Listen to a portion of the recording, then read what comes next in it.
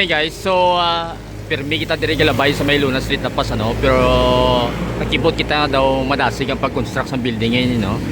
What you're looking at is a law building diri sa West Visayas State University, ano.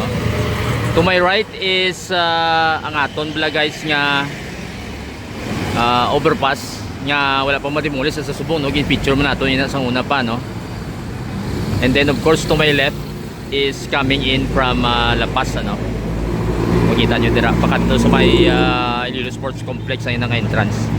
Anyway, so ini ko nga building is around mga 800 million ang budget sini. So daw donation ko nga building in a sense, ano.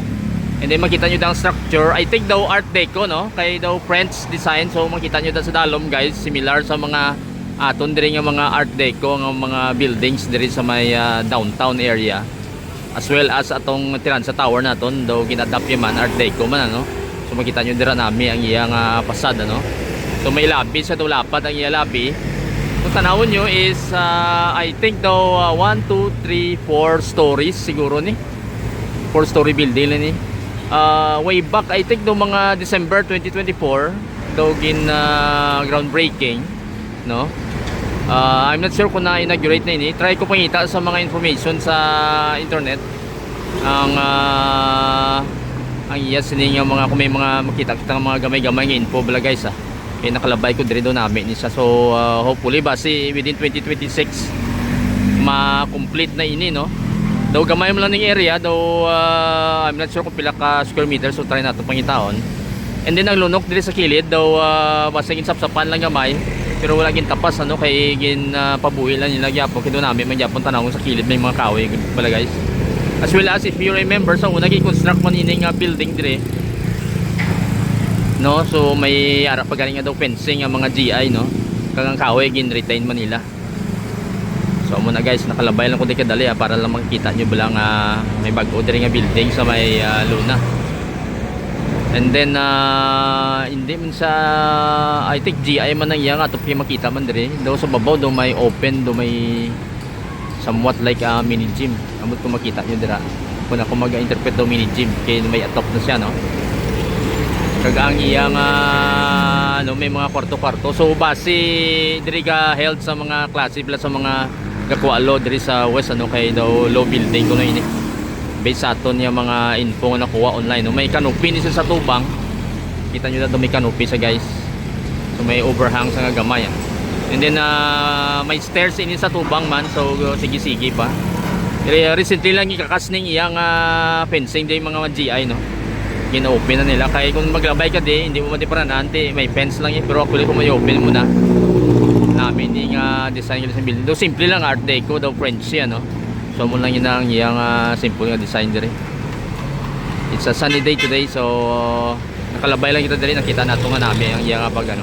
So tanaw nato kung mahumay niti, try nato ni tanaw liwat kung mahuma na ini. So mo lang yun guys,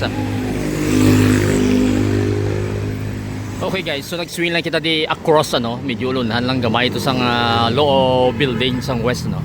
Nakita nyo dire ang pink house, no.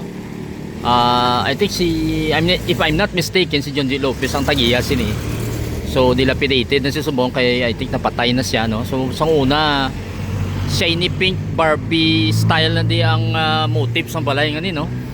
And I think daw kaagi gani ini sunog, pero wala ko balo ko na restore ini. Pero amo na ning status ni Subong. So famous sa di guys sa Luna, no, malabayan mo ni gani.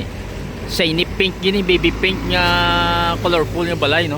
Pero Subong wala na guys, do naglaway ng tsuraya kay do wala na sa minaga-star.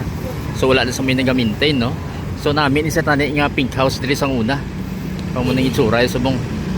Do wala na mga atop, do wala naman mga unod. Pero at the moment sirado man ang iyang bertana. I'm not sure kung ginkawatan bala. So base may information kamo daw ang nabalan sa mga Marites network niyo. So i-share nyo lang di sa akon guys. Kuha mo na ang itsura di Subong. So mo na ikatabo di sa iyang pink house. So may towers sa babaw, pero wala naman, open naman yan eh. Guba naman mga windows niya, wala na. Pati ang lower floor ng second floor siguro ni wala naman mga bintana niya, no, guba na. Pati nga top, makita nyo open na katama. Ang daw gate niya daw sirado man, secure man siguro, pero base may nagasaka bla kag pinangkawat ang mga parts no. Sang balay nga ni. So wala ta kabalo no. So mula na notice ko. And then to the right is of course ang aton nga Lopez Boat House. Iconic na ini, try natin pangita sa information kung saan sa build no, pero iconic na dire guys na nakakadto ko ni isang I think mga, if I'm not mistaken, mga early 2000 pa no. Pero namin ni susulod ya kay daw may mga wood na yung mga flooring niya da sa una. So I'm not sure kung modify na, pero daw man yapon na gina-maintain na pinturaan puti no. So daw ko namin sa yapon tanawon. Dayon ang iyas nga mga fencing dire puti man ano.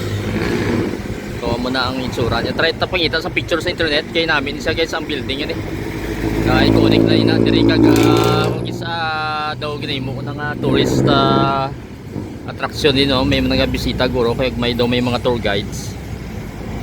As well as before daw nangin eskwelahan ini no na gin-try ko recall daw hindi ko na madumduman basta nangin eskwelahan ini siya at one time no nga nagatindog di siya. Dayon gina-renovate lang nila or gina-maintain lang nila no. So namin sa tanawon. So muna na guys muna na lang nakita ko diri kay lapit lang man diri sa aton nga West Visayas sa gin-cover kay na. So ginlabayan ko lang para makita yung glory sinisubong no. So namin man. So duwa gini katupad mga Lopez properties. Pink house kang boat house diri. Till the next videos and updates guys. Thank you for watching.